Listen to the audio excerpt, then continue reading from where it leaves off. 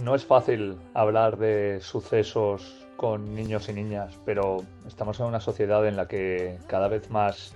hay visibilidad para cualquier tipo de circunstancia,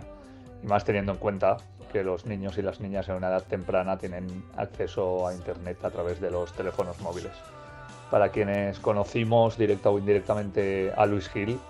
perder a alguien tan joven es tremendamente impactante, pero también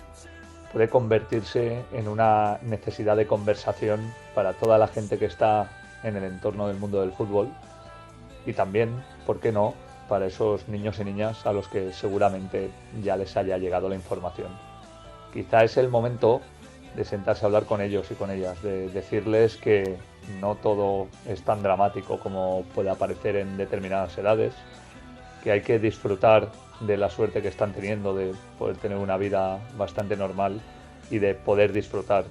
del mundo del deporte, del compañerismo, de vivir en una ciudad fantástica y de tener un clima maravilloso. Y a lo mejor, desde el ejemplo de Luis, de haber cambiado mucho de clubes, de haber conseguido reciclarse, de haber estado siempre ligado al mundo del fútbol, poner en valor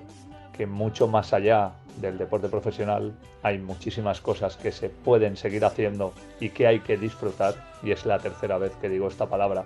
y no es precisamente un error, porque nunca sabes cuándo vas a dejar de hacerlo.